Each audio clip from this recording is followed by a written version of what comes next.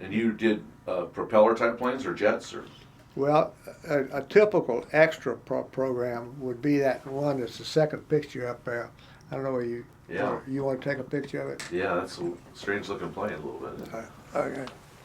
You want me to get it for you? I got a shot of it right now. Okay. What kind of plane is that?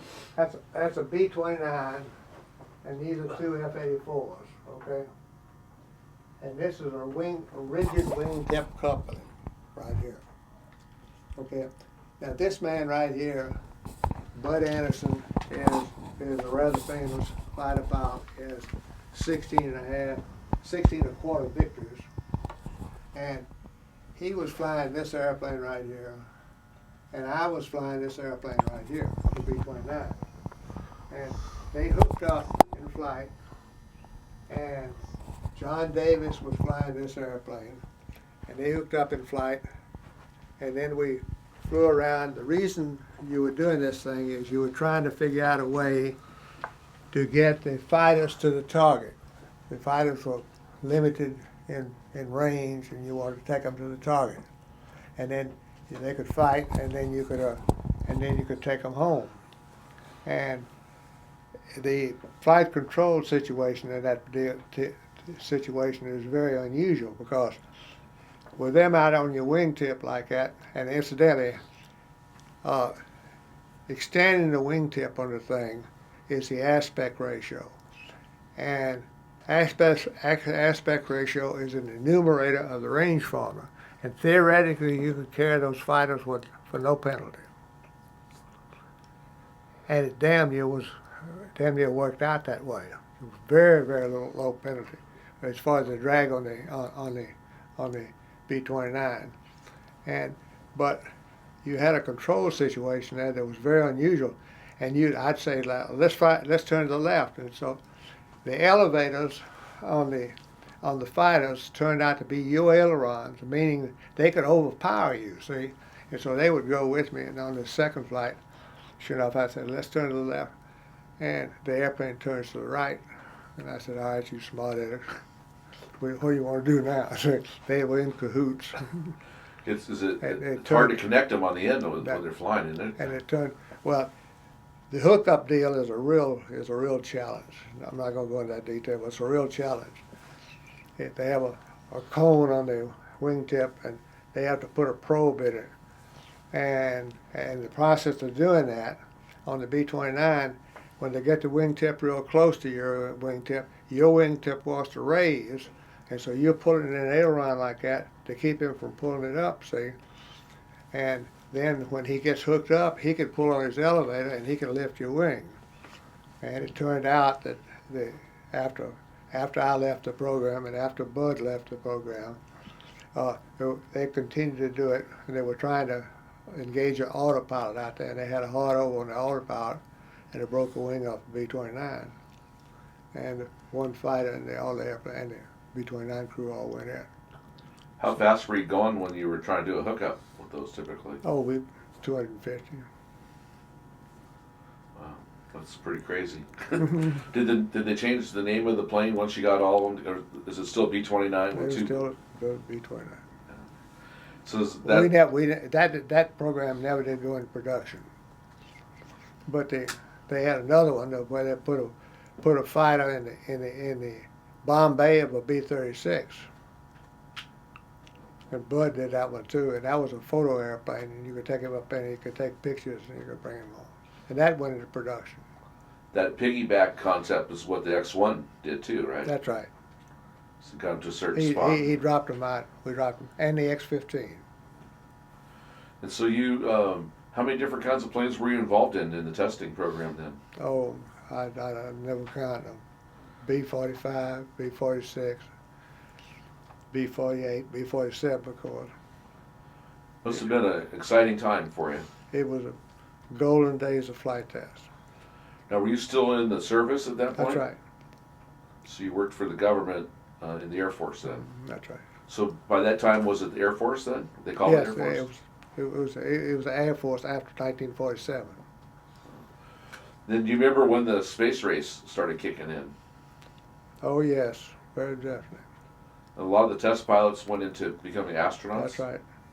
Did you ever think about doing that? No, not to begin with. The first astronauts, the first 7, they all were small people. They had to be small people to get in the Mercury capsule. But I never did get it. That week we carried the X-15 and the B-52. And those people got to be astronauts too. So you were too tall?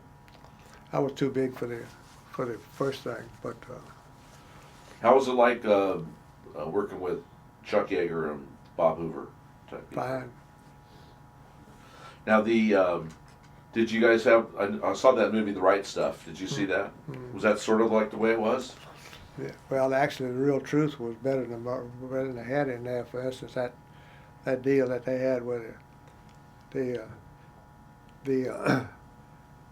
rocket F-84, and he comes back in and he's all beat up. You remember that? And actually, that experience was in real life was better than the one they had in the movie. And the fear of getting burned up was part of it too, wasn't it, in those days? Where you always worry about fire.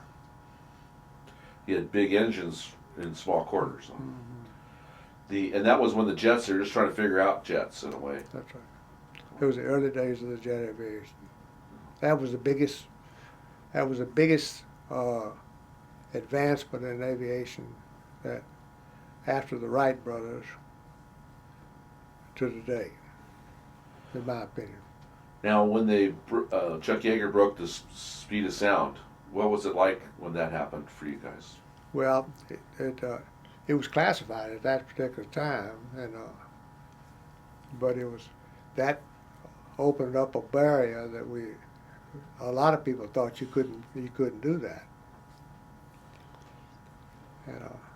So in those days, a lot of stuff, what you were doing, you could never tell your family what you're doing.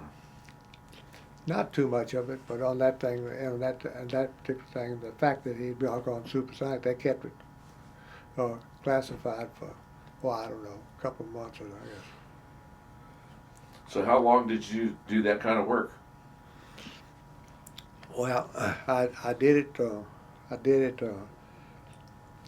from 1946 for 10 years, and then in 1955 I went to Strategic Air Command, and then right from there to Omaha to Strategic Air Command, and then right back into flight test as a test director on the B-70, and that tour lasted for 5 years, and it was Air Force Base. I ended up as the wing commander of the flight test wing. So all those with Bud Anderson as my deputy. So all those years you were flying then too. Mm-hmm. Wow. Of all those different planes that you flew, did you have a favorite one that you liked the most? Of all the airplanes I've ever flown, yeah, my favorite airplane, and you'll find that anybody ever flew this airplane will tell you the same thing. It was the F-86. What was it about that plane that you liked? Well, you didn't really get in it. You put it on, and it just fits you just right, and it'll do anything you could do above 15,000 feet. The airplane had no restrictions. It was just a dream. Now, what do you think's the difference between a pilot and an aviator? I don't know. They're two words that describe the same thing as far as I'm concerned. The pilots sort of seem like a fraternity. Once you're a pilot, you're sort of part of a special group. Mm-hmm. Does that feel that way? Yeah, yeah. And That's particularly true of the Society of Experimental Test Pilots. Now, when did that organization start up? It started up in '51. So right after the war, and all these different pilots started going to testing. Well, that's really interesting. I call it the Stay Alive Society. And a bunch of the pilots got together, and I guess it was earlier than that. Maybe it was 51 it was started. And they got together down in Lancaster, California, as a matter of fact. And they discovered that in the last year, if they had been talking between each other, they could have saved about 7 airplanes. And that's Douglas talking, the North American, and Convair, and so forth and so on. And so they went to their firms and asked for permission to start this society. And the firms were against it, thinking that they're going to lose proprietary data. It didn't turn out that way, and it's turned out very, very good. And the